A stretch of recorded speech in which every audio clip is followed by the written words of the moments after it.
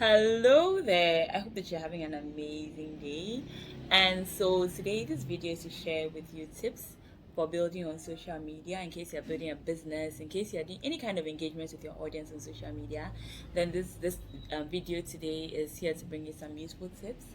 And so the first tip that I'll share with you is that it's important to follow people in your niche.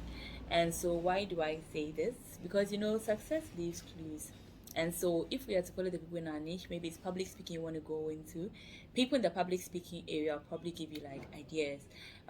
If you want to sell makeup, people in the makeup area will give you ideas.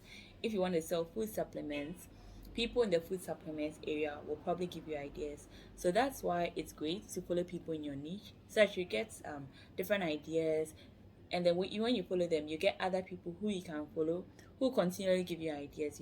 Quite recently, I think about 2 or 3 weeks back, I saw a lady in my niche, and what she did was that she created these images using Canva, and then did like what's it called, a slideshow. There's a name they call it on Instagram, sorry I forgot it right now. But then did a sort of slideshow with them, right? Carousel, did a carousel with them. And so I did the same thing, and then I got lots of likes, like more likes than I usually get on Instagram. I was like, wow, so this thing really works. So that's one reason why it would be good for you to follow people in your niche on social media. And then building upon this idea, another key thing could be like you could copy the ideas of people who are doing reels in your business, people who are doing TikToks. And so you see, TikToks and Instagram Reels are basically built on the idea that people are going to copy from each other, right?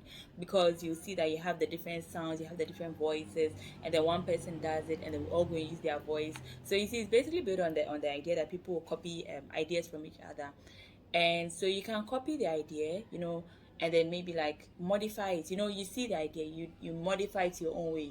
You tune it to suit your own niche. You put your own caption, and at least you've gotten some inspiration from there. But then of course you've added your personal touch to it for it to suit the niche in which you are building, for it to suit what your clients, what your customers, what your audience need.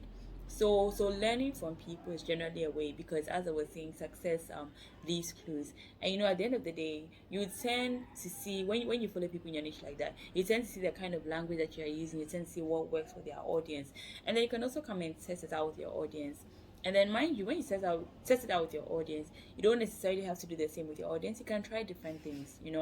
Maybe today you tried, like I tried the carousel the other day and it blew up. I was like, oh, okay, so that's interesting. So probably I should do more carousels. And then since then I've done one more. Maybe you see that in your niche there's something else that's working. Maybe Facebook lives, maybe Instagram lives are working.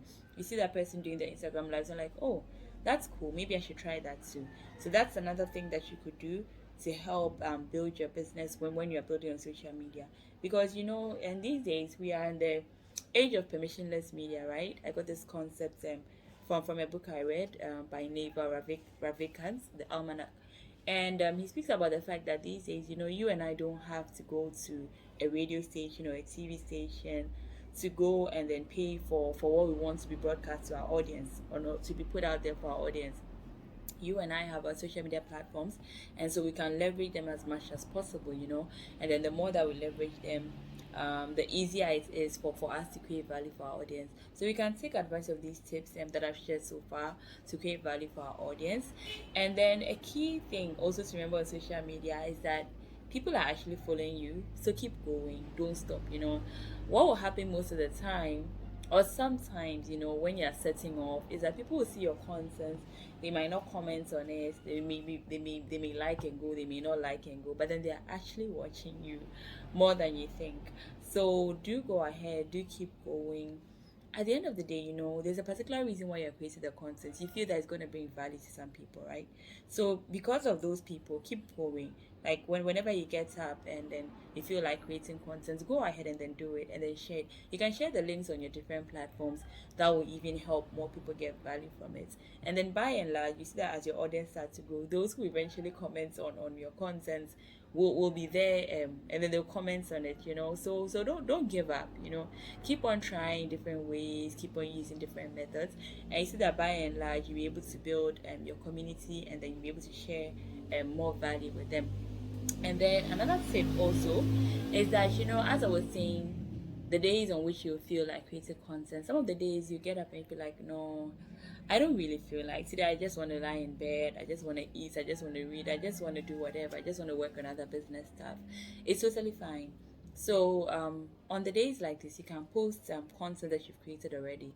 So a cool idea could be to batch your content, and then these ideas are built from a social media training I attended last 2 weeks or so.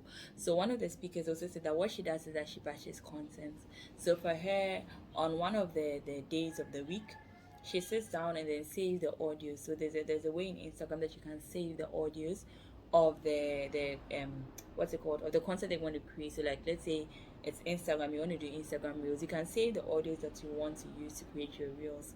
And then the day that you feel like putting on, like getting ready, putting on all the outfits, putting on all the makeup, and so you can batch the content. So what she does is that she says that she saves all the audios, then the next day she puts like 5 or 6 outfits out, and then she starts to create content with those 5 or 6 outfits. So then that week she's done with the content creation, and so if she wants to post within the week, she can just go back and then pick those videos. So she said that she doesn't like to have the same outfit for every video, and so she just goes and then batches it, and so she uses the different outfits. And then in the video that she posts, you see that she has different outfits. But then if you go back and then check, you probably see like within the week she posted like 2 or 3 reels or something in the same outfit, and it's totally fine because she balances it out, sorry.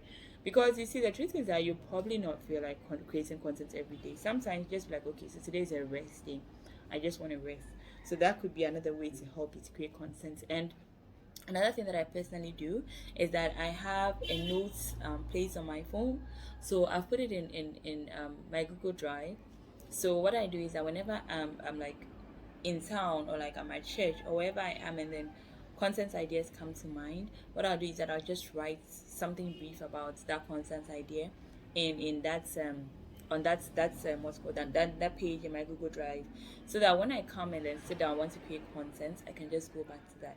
So yesterday I created a reel on Instagram, and this reel I created on Instagram was with an idea I had about 10 days back or something. So I just put it down in on my notes app for when I was ready in that document. So that's also another thing that could help you when you're creating your content.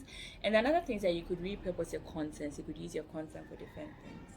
So one thing that you could try out is, if you have videos on Instagram, maybe you do a live video, you can download it, and then you can cut parts of it.